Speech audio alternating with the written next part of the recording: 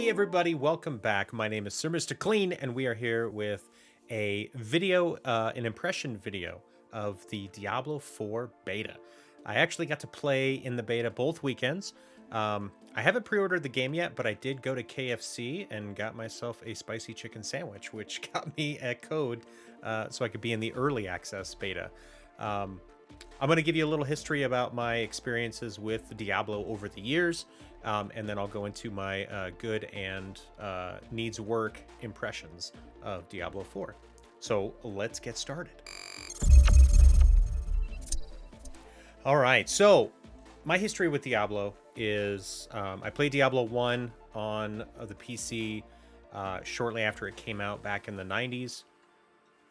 Got the Hellfire expansion, played through both multiple times. I love Diablo 1. It was such a great, new, unique type of game that I hadn't played before. I was fairly unfamiliar with Blizzard. I had played Warcraft 2.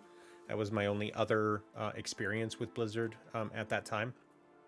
When Diablo 2 came out, I was living with I had a roommate in an apartment, and I had actually purchased a new PC very specifically so that I would be able to play Diablo 2. We got Diablo 2 on release night and came back to our apartment and played together for probably 12, 15 hours straight, all through the night into the next morning. It was such a fun experience. I love Diablo 2. Diablo 3, I managed to pre-order the collector's edition. Actually, no, I didn't pre-order it. I actually found a collector's edition box at a Best Buy, in Denver, and I live like an hour away from Denver. And I managed to go and pick it up. And when I came home and played it, initially it was just very fun. It was more Diablo. It took a little while to get used to the idea that there wasn't kind of this normal skill tree. It was a lot different. And I played through it once with my witch doctor. And when Reaper of Souls came out, I picked that up as well and played through. That one took me a bit longer to play through. I just wasn't as engaged anymore. And then as far as like seasons went, I really wasn't into the seasons that much. Like I played a few times. I had some friends that we played with. My brother, we'd power level our way up to 70. But like I just was never... The rewards didn't seem like it was worth the time. So I just never really got into it. So that leads us into Diablo 4. I'm very excited for Diablo 4 after I saw what Blizzard was able to do with Diablo 2 Resurrected. And I'm not even sure if it was Blizzard who ultimately made Diablo 2 Resurrected. I have a feeling it might have been a different company. I don't remember, though. But it turned out really well. I love Diablo 2, so having kind of this remastered version of it was fantastic. I started playing through that again. Then this beta came down the pike, and I really got into this beta. I very much loved how dark the game is again, how it feels much more gothic than Diablo 3 felt. I played it on both PC and PS5, so I have a little bit of experience with both control schemes, using a keyboard, mouse, and using a controller. Some of the good things that I really liked about it was I really like the MMO elements. Like I'm a huge RPG guy. I love MMORPGs.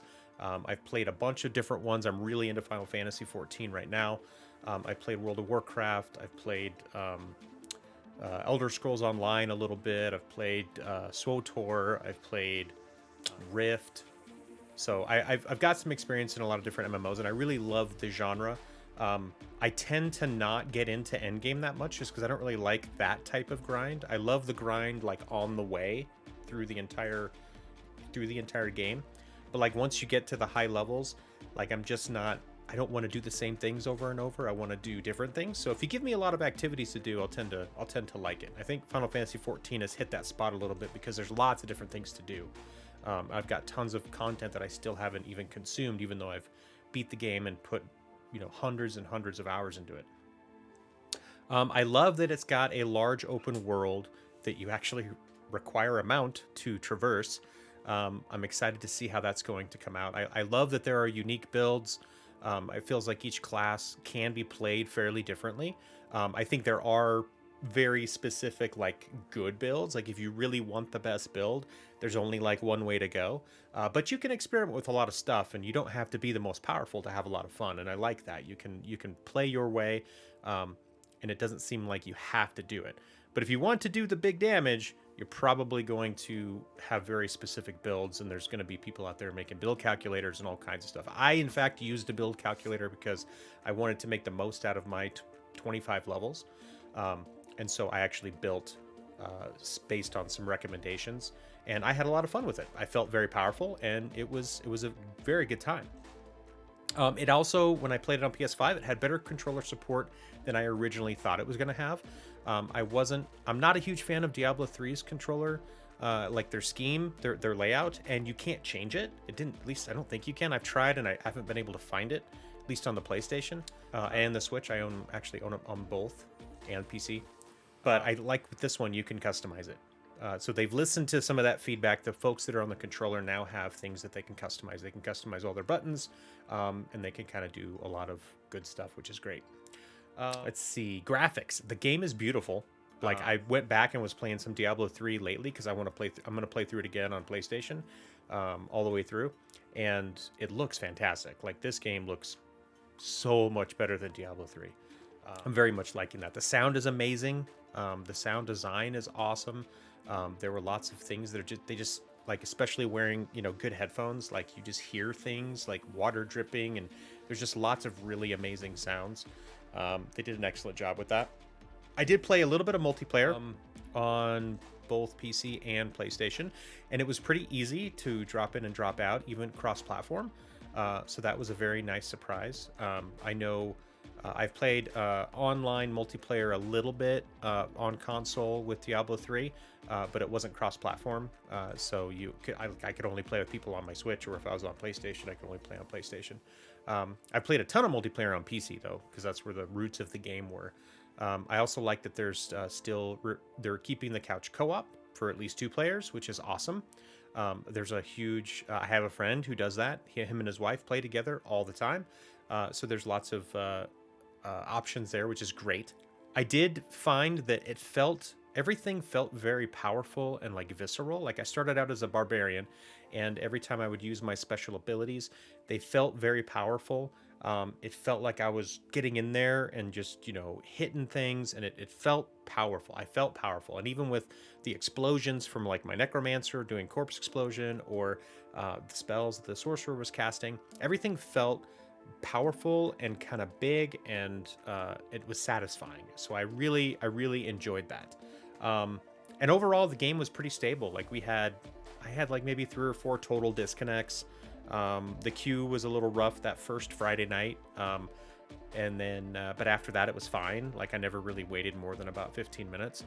The first time it was about an hour wait, but after that it seemed to be fine. So I'm hopeful that because they have the pre-order release, like the early access, a couple days before the general release, that they might be able to keep that pretty smooth. But we won't know really until it hits. I'm hoping that the beta was a good test of how much traffic they're going to expect, but you never know. So those are all the good things. Are really overall very positive. I love the game. I'm definitely going to pre-order it. I'm very excited about that. Let's talk about some of the things that I wouldn't necessarily say they're bad. I didn't really run into anything that was like actually bad, but maybe some things that I'm a little worried about or a little skeptical about. The dungeon design did feel, I've heard other people say this too, that it felt a bit samey, especially the cellars and like all the little single room dungeons that you can go into. There was a couple different flavors of them, but each flavor was identical. Then just filled with different enemies. So it would have been nice to have a little bit of randomness there. That would have been nice, but I totally understand it. Like, if every area has 3 or 4 different types of those single room dungeons, and they're all different, maybe that'll feel better. Some of the dungeons themselves felt a little samey. Like, I remember I played through the game with all 4 or all 5 classes. I didn't play through the whole thing, but I got everybody up to like level 6, and most of them got to level 6 or level 10. Just I wanted to try out some of the early game from each one of them. And those first couple dungeons were almost like identical every time I went through them. And that was a little disappointing. It was nice when every time you went into a dungeon they were different, right? So that would be nice, but we'll see what actually happens when the game is released. The other thing is the map is huge, right? So I've seen some images online of the starting area that we're in, the Frosted Peaks or Fractured Peaks, and that's only like less than a fifth of the size of the actual map. So I'm interested to see what is going to bring me back to these areas, because I have a mount, right? I have a mount. I'm going to be traversing these areas, and hopefully coming back to them. And are there going to be things that bring me back to these areas? I remember in previous Diablo games, it was pretty rare that you would go back to previous areas. You just never did. The story progressed, and then you finished the game, and that was it. And there was really not much of a reason to go back. You would then just start doing greater rifts or whatever, and they're in their own little worlds, and so you never really hit the map again. It'd be nice if they can reuse the map throughout your entire experience, kind of more like a normal MMO, where you're always, like with Final Fantasy XIV, for example, you're always going back to different places. There's different quests, there's different activities that will take you back to previous places that you've been to before, which is great. That is exactly the kind of thing that I'm looking for. And we'll see if that actually happens. I am a little worried though. Battle Pass. Let's talk about Battle Pass. Kind of the big elephant in the room. Most games have them nowadays. Most online games anywhere, games as a service, have them. It's just a matter of how they implement them. Most free games tend to really kind of abuse the player a bit because they need to make their money back somehow. So if the game is free to play, I give those games a little bit of a break on how they try to monetize, because they're trying to monetize off people. That's how they make their money. But with a game where I'm paying the full $70 or up to $100 for the deluxe digital edition or whatever, I don't want to see a lot of that kind of abusive monetization practices. So the fact that they probably will have a 3-tiered battle pass, they'll probably have a free version, probably have a paid version, and then they'll probably have even a premium version. It's okay, I get it, but I'm not excited about it. I'll probably try it out. I think since I'm probably going to buy the like full digital deluxe edition or the ultimate edition, I think I'll get like a free it'll come with the first 30 days of the battle pass or whatever, plus like a 10 level boost or something, a 10 battle pass rank boost. So I'll probably check that out, but I highly doubt many people will decide to continue it. It really will depend on what the rewards are. And will it feel pay to win? Not excited about the idea that it could be pay to win, but we won't really know until it's actually released. So that's something that I'm worried about. Another thing that I was worried about was legendaries came super quick in this beta, and I'm not sure if that's specifically because of the beta, like they wanted people to get some good gear, but it seemed like it came really quick. I'm playing through Diablo 3 again right now, and I'm almost level 20, and I only have like one legendary. In this game, I had almost all legendaries by the time I hit 20. So I'm hoping that will be pared down a little bit in the actual release. It makes sense that if they wanted to give people stuff during the beta, then that's fine. Hopefully the full game isn't like that. I want to be able to hunt a little bit longer and feel like I'm slowly building up to those really awesome pieces of equipment. Because, once you get to the legendaries, if you start getting better pieces of gear that are magic or rare, like you don't want to switch out your legendaries. It seems like it's a little bit of a disappointment to like give you the legendaries early, because there's no reason to upgrade them. And it seems like that's what the game wants you to do, but it just doesn't feel like, because you're going to replace it in another 5 levels. So hopefully that's not the case. We'll see. Another thing I'm really skeptical about is how they handle seasons. With Diablo 3, like I said before, I wasn't really into the seasons that much. Like, I like the idea of them. I just wish the rewards were better, and maybe there's like some tiered rewards. Like, hey, if you get your character to a certain level or maybe max level, you get something else. And then if you spend this much time doing this other thing, you get something else. And like, if there's just more rewards that felt fulfilling, or maybe there's more like set gears or something. I just never found that any of them were all that interesting enough for me to want to come back and sink more and more time into this game. My hope is that, like with the first few seasons, I'll be able to play through the game once with each of the different classes, because I would like to do that for sure. And I want some incentive to do that too, and I want some rewards for doing that. So I think that that could be a very good thing. It just depends on how they roll it out, and we won't know for sure again until it's released. So I'm a little worried about that. I want it to be something that I come back to, but I'm just not sure if that's going to happen. The other thing that a lot of people have talked about is this game just feels like a ARPG on easy mode. People who've played Lost Ark, people who've played Last Epoch, Diablo 3, Diablo 2 even, they're noticing it's pretty samey in a lot of ways, and it's not that much more complicated. There are so many games that are more complicated. Path of Exile is way more complicated than Diablo 4. Lost Ark is way more complicated. Are they going to introduce different things that are going to make the game feel much deeper? You know, that you can really dig into it. You can really customize. You can really build the characters that you want to build. You can really explore and find things that, you know, not just a kind of a casual player we're going to run into.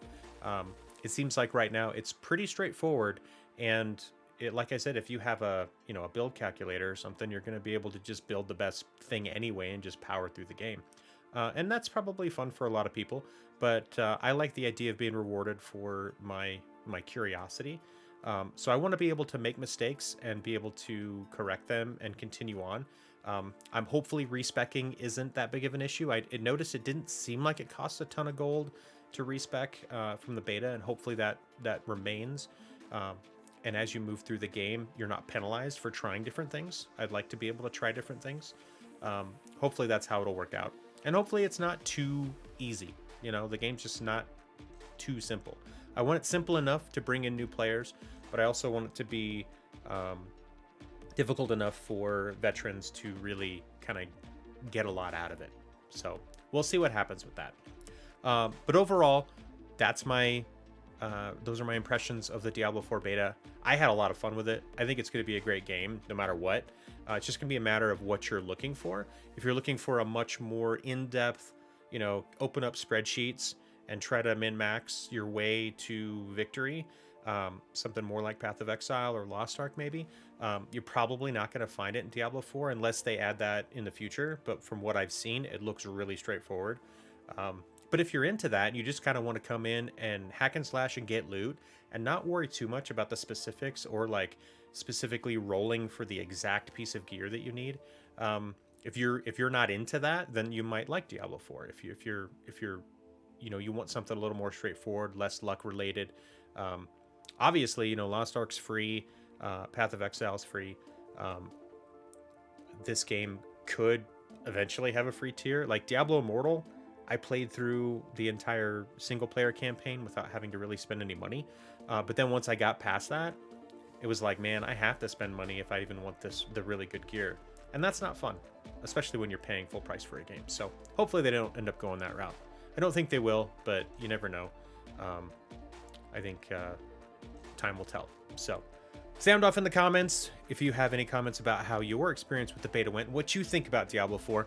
I'm going to go play some more Diablo 3, I think. So if you want to come watch live, I'm over on twitch.tv/SirMrClean. We're playing some Diablo 3 live. We're going to be playing some Diablo 2 Resurrected live. We're going to be playing more Octopath Traveler and trying to finish off Last of Us Part 2. So come on down and say hi. I'd love it.